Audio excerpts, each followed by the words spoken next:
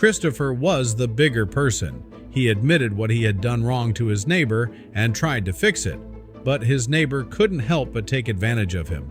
He didn't really think anything would come of it when he opened his laptop and typed her name into Google. His mouth fell open when he stumbled upon photos he shouldn't have seen. He now knew all about her. Now that he had the upper hand, he was ready to make her regret what she had done. He knew he messed up and even told the truth to his neighbor. But how could she ask for even more? Before we start our story, smash the like button, make sure to subscribe and hit the notifications bell so you won't miss any new stories. He didn't expect to find anything when he turned his computer on and typed her name into the search engine. That's when the photos appeared. He didn't want to believe it. He now knew the truth and had evidence to back himself up. He was going to get back what he deserved. Kristopher Hess had felt recently like life was a drag. He pulled the same laborious shifts as a security guard for 16 hours a day. He did the same thing every day for a long time now and was sick of it. When a friend from out of time contacted him and told him that he'd come over for the 4th of July weekend, Kristopher felt like he actually had something to look forward to now. He just didn't know how things would pan out. Mark, Kristopher's long-standing friend, was going to come over and he was looking forward to it. He asked for leave so nothing could stand in his way of having a great weekend. He took out some of his small savings to get some extras for the weekend. What else is perfect for hanging out than some beer and a couple of snacks? But Mark would have other plans. The summer heat was beating down and there was a drought, but the friends still decided to hang out in the scorching yard with some deck chairs and beers. After they spoke for a bit, Mark suddenly had an idea about how they could spend their weekend. Mark smiled at him and suggested that the American way of celebrating the 4th of July would be with some fireworks. Kristopher was reluctant at first, but soon agreed.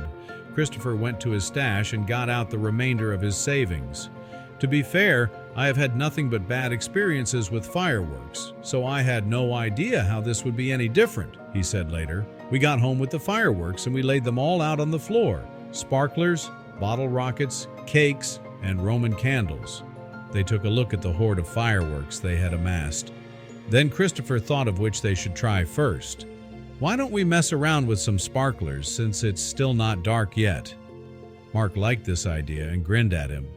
What the two didn't even think about was the problem in the backyard that would set up a great story with a moral. Kristopher lit the sparklers for them and thought back to their childhood as they drew white-hot images in the air with the hot sticks. The sparks were going everywhere as they both started gleefully laughing. One of the little sparkies from mine and my friend's sparkler made contact with the ground and made 2 small fires. Chris remembers. Kristopher watched in horror as the bone-dry yard started to catch fire. The flames quickly started spreading everywhere. Soon, the neighbor's fence was in danger of becoming a smoldering pile of ashes. I ran as fast as I could to grab the garden hose and quickly started spraying down the fire. It was no use. It was spreading faster than I could spray it. That's when the neighbor saw her opportunity.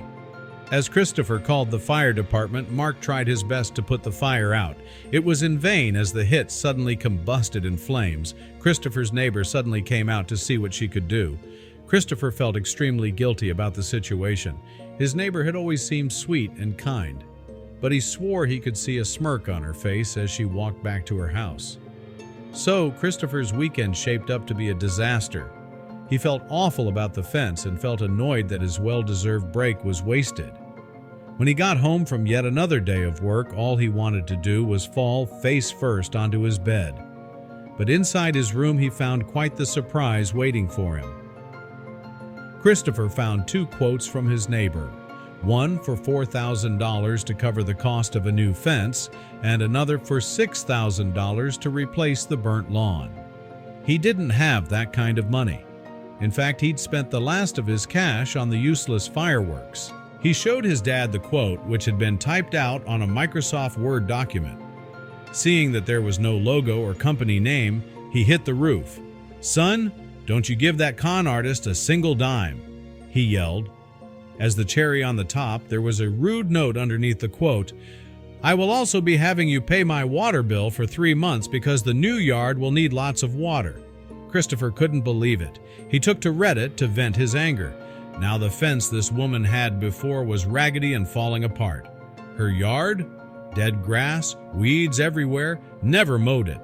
Now looking at this paper, she wants a mahogany fence and a brand new backyard with flowers and trimmed hedges? I said, I need to get an estimate myself. This doesn't feel right. Kristopher contacted a contractor friend. He was certain that his neighbor's lawn had been in a terrible condition for years before this had happened, but the fire damage made it difficult to prove. As for the mahogany fence, fresh lawn, flowers, and trimmed hedges, Kristopher knew a guy who could do it all, and cheaply. He arranged for the contractor to come out to give him an estimate, but then things turned ugly. The next day, Kristopher met the contractor outside, but before he could begin to assess the damage, Patricia ran out, flailing her arms and screaming, "I did not give you permission to get an estimate on my fence!" "Well, technically, the fence separates the property line, so the fence belongs to both of us," Kristopher retorted. Obviously panicking that her plans were falling apart, the entitled neighbor called the cops.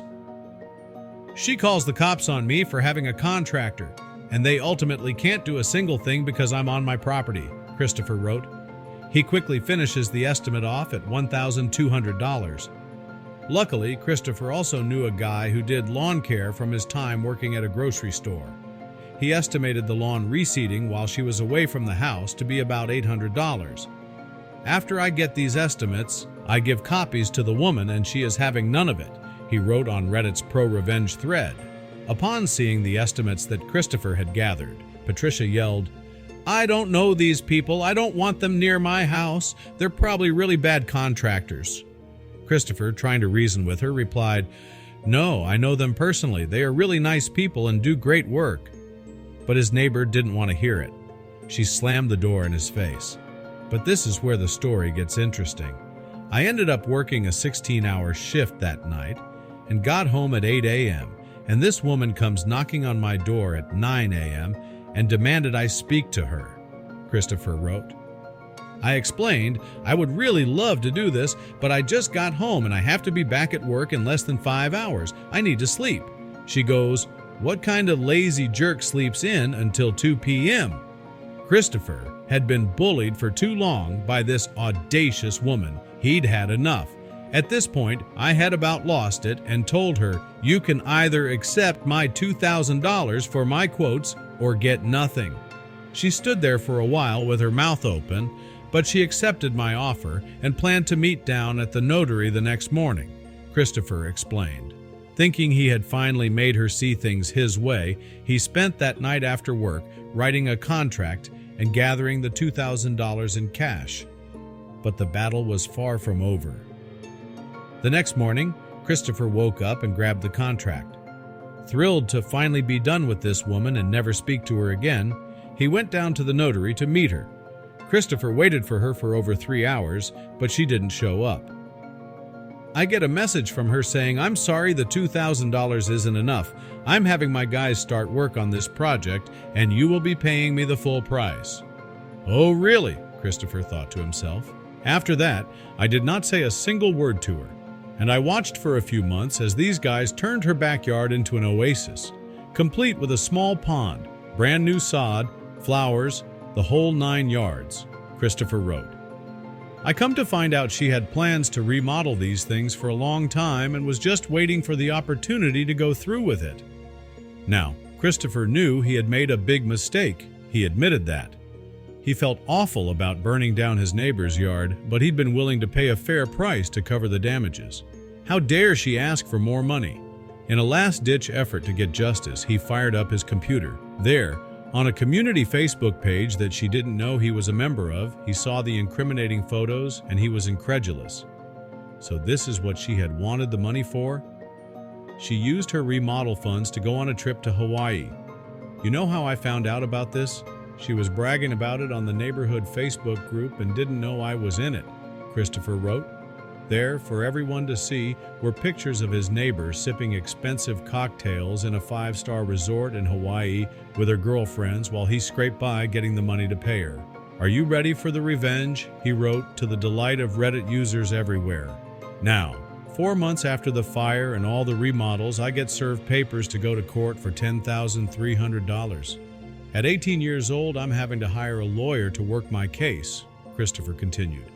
When we finally do get into court, I lay everything out.